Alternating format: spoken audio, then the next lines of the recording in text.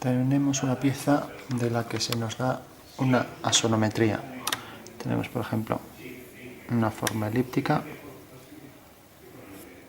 y otra elipse semejante, o sea que tiene la misma forma aunque distinto tamaño, y como vemos está desplazada, o sea que no son concéntricas. Bajamos verticales y ahora, siguiendo la dirección de los ejes conjugados de la elipse de una asonometría, pues seguimos la dirección, hacemos aquí una forma del interior de un toro que se llama Escocia, y ahora marcamos aquí, sabiendo que la curva viene por aquí, una distancia igual, siguiendo la dirección del otro eje conjugado. O sea, esta distancia pues igual a esta. Bueno, según eso, vamos a cerrar la figura ya por aquí. Bueno, pues esta sería la figura, manteniendo también aquí, a partir de la curva, una distancia igual a esta.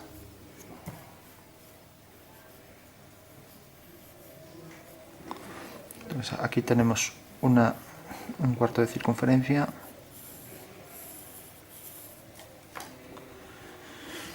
Bueno, normalmente esto se marca un poco y aquí bajamos verticales en el contorno. Se trata de acotar la pieza. Nos dicen que el hueco es pasante, cilíndrico, y hay un cilindro mayor en el interior. Entonces dibujamos ya las líneas y vamos a hacer también otros dos cilindros huecos también hasta el final, pasantes, o sea que vendría por aquí, vemos una curva igual y aquí igual. Todas las elipses son semejantes. Bueno, tenemos esa pieza, entonces dibujamos la elipse.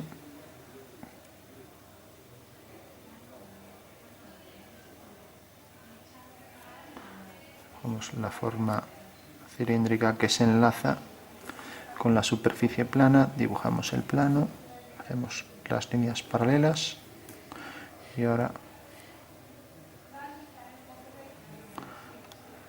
los trozos de cilindro tangentes al prisma.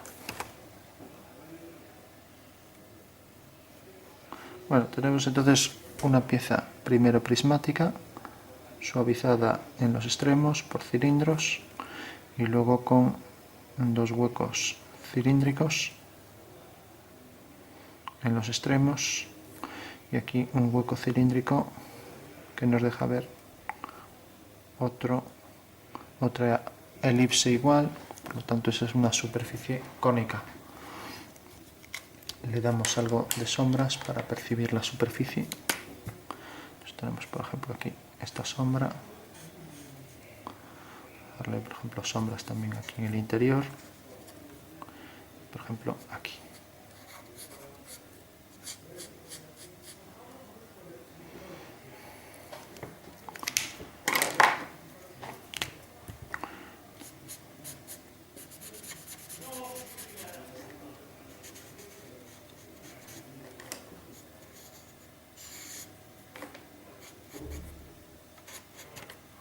Bueno, tenemos entonces el hueco cilíndrico, aquí el hueco cónico y aquí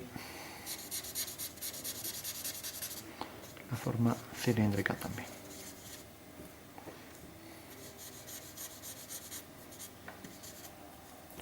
Bueno, más o menos eso da una idea de cómo es la pieza. Bueno, pues primero, para obtener las verdaderas medidas, haríamos los ejes de la asonometría, siguiendo la dirección esta. Haríamos una recta perpendicular a la vertical, que sería la intersección de esta línea con esta. Y sabiendo que esto corta aquí detrás a esta distancia, tomaríamos el centro, haríamos una semicircunferencia y ahora, proyectando aquí este punto, donde esta línea corta aquí a la circunferencia, unimos con este punto y con este. y proyectando aquí este punto, pues tenemos que la pieza viene desde aquí hasta aquí y también viene hasta este punto, o sea que esta sería la planta de la pieza. Si proyectamos el cilindro, pues viene por aquí centrado y no llega a ser tangente, ya que luego tiene esta superficie, y podríamos proyectar también las circunferencias. Bueno, de esta forma que quedarían centradas en la figura, deberían quedar centradas en la figura, ya que aquí también lo está. Bueno, de esta forma obtendríamos las vistas, tanto la planta y el alzado procederíamos igual. Bueno, según eso podríamos ya hacer, perfilar un poco el oscuro.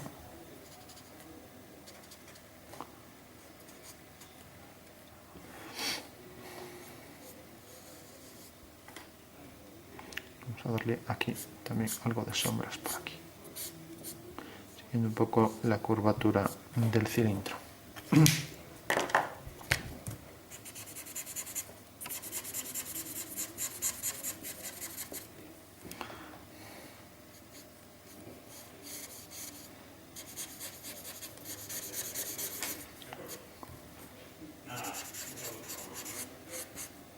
Bueno, tenemos esa superficie y vamos a acotarla, hacer las vistas acotadas. Entonces, conviene hacerlo a lápiz por si acaso. Bueno, lo vamos a hacer en rojo, que sería lo mismo. Entonces tenemos, por ejemplo, el alzado, tenemos el cilindro, obtenemos las vistas tal y como hemos dicho aquí, tenemos luego la forma plana, que la vamos a cortar un poco para que se distinga mejor. Sería un croquis acotado y marcamos el eje de la pieza. Aquí podemos hacer el interior, esto cae con pendiente, entonces viene por aquí y luego tendrá un entrante, o sea que el interior sería este. Luego viene por aquí, esto se redondea y viene el hueco pasante hasta el final. Lo que quiere decir que ya podemos marcar cómo sería la pieza, la mitad de la pieza. Esto vendría por aquí, esta línea no se corta ya que es un corte, no se marca ya que es un corte imaginario, por aquí y por aquí. O sea que este sería el interior de la pieza, la mitad del interior.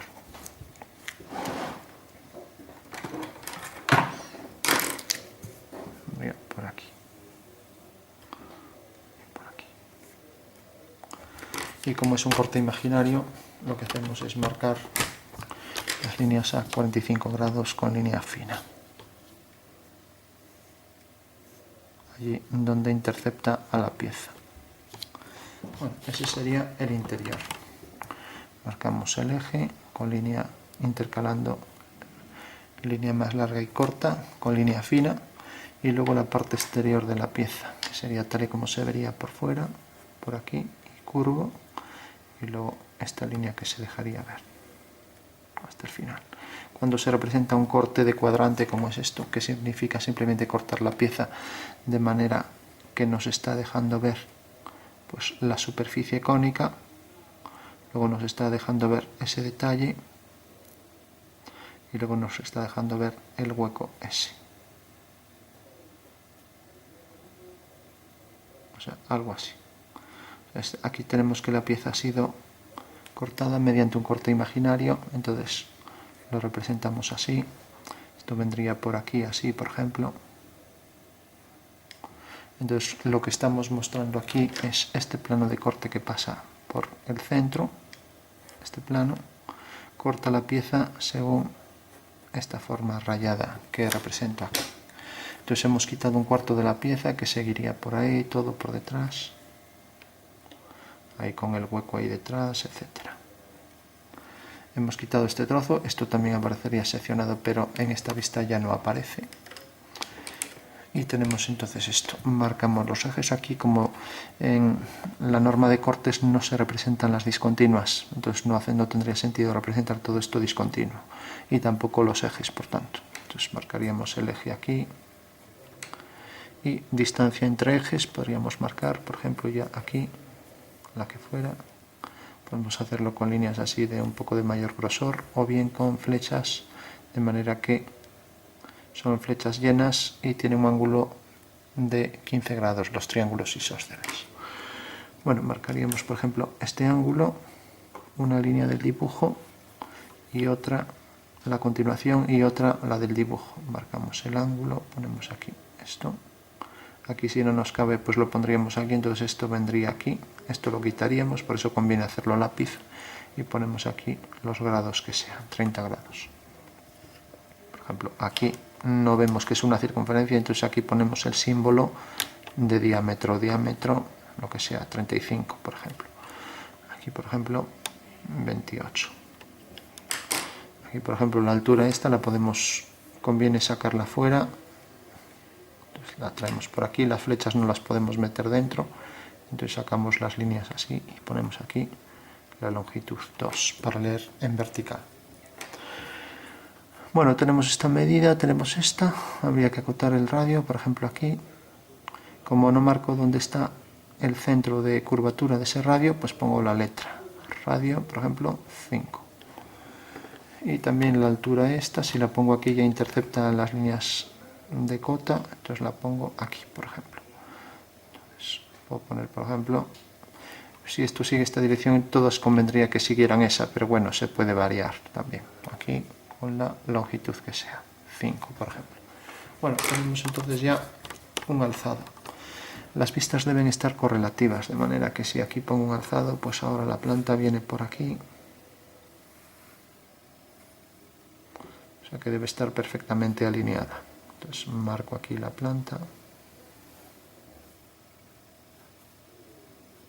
Y los detalles, pues esta circunferencia que viene por aquí centrada. Esta otra que vendrá también respecto al eje de simetría, igual distancia. Y luego lo que nos deja ver aquí. Esto aquí ya no aparece cortado, como vemos aparece entera. Marcamos la circunferencia máxima del contorno, pues más o menos por aquí, ya que luego se enlaza mediante esta superficie que habíamos dicho que se llama escocia, luego la parte más interior correspondiente al grosor, concéntrica con la anterior, y por último esta línea de la circunferencia interior, que lógicamente aquí ya ponemos las discontinuas, porque aquí realmente no estamos haciendo el corte lo estamos representando solo en el alzado. Entonces en la planta las líneas discontinuas deben aparecer. Marcamos la cruz y los ejes. Aquí.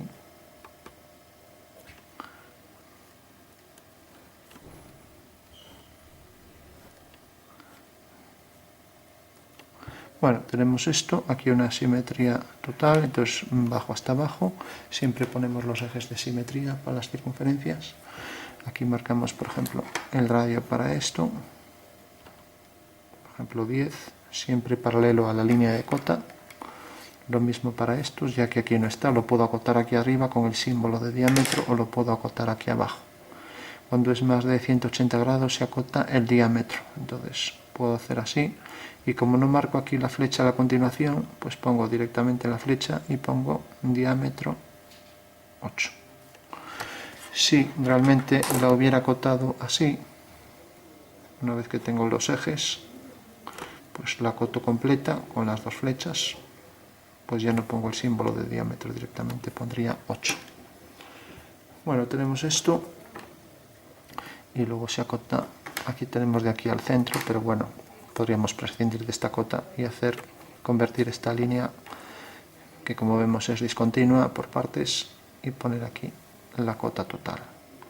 Y ya vemos, aunque solemos poner líneas a 45 grados con mayor grosor, segmentos, también puedo intercalar si prefiero, aunque lo ideal sería hacerlo todo igual, las flechas de cota de las líneas de cota con la medida real, por ejemplo 70. Habría que indicar también la escala de la pieza. Y bueno, y por último se podría hacer un perfil,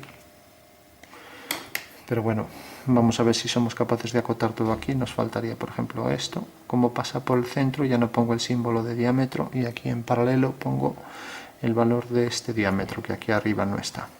Podría hacerlo aquí, lo ideal sería que fueran todas aquí.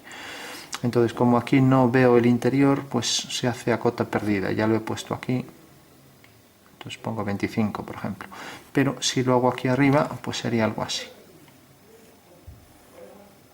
La cota perdida quiere decir que como realmente no puedo acotar aquí porque no hay nada que, además no puedo acotar lo discontinuo, por ejemplo no podría acotar esta discontinua, ¿no?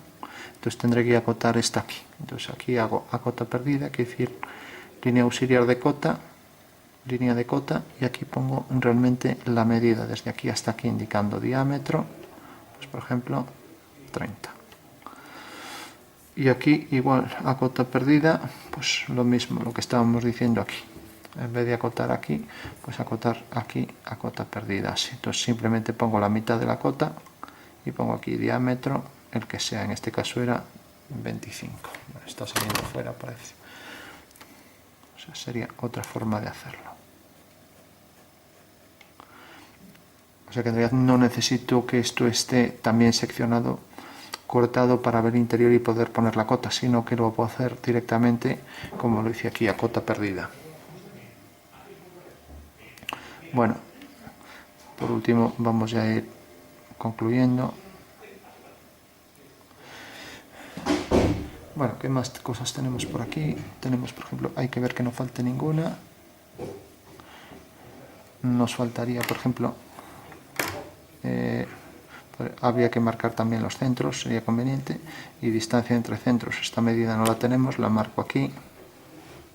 Y distancia, por ejemplo, de este centro a este. Entonces pongo aquí la distancia que sea, y lo mismo la distancia, por ejemplo, de aquí a aquí. Pues la que fuera aquí. 30, lo que fuera. Y aquí, como vemos, la línea de mayor grosor. 30 no podría ser porque teníamos el diámetro este, bueno, podrían ser 42 por ahí. 42. Bueno, y por último parece que solo falta la altura. Entonces podemos alinear con esta. Y prolongamos línea fina, línea del dibujo, línea vertical. Marcamos aquí y ponemos la altura total. Pues por ejemplo, 29. Bueno, conviene revisar porque más vale que sobre alguna que falte. Entonces siempre conviene hacer una revisión de todas las cotas, porque si falta alguna no se puede construir la pieza. En cambio, si sobra, molesta, si empiezan a aparecer muchas cotas de más, pero bueno, al menos se puede construir. Bueno, pues eso sería realmente un método para poder representar la pieza y poder hacerla más inteligible, ya que el diédrico permite representar las vistas con elementos en verdadera forma. Esto se ve que es rectangular, esto se ve que son arcos de circunferencia, que está aquí acotado. Aquí puse esta medida.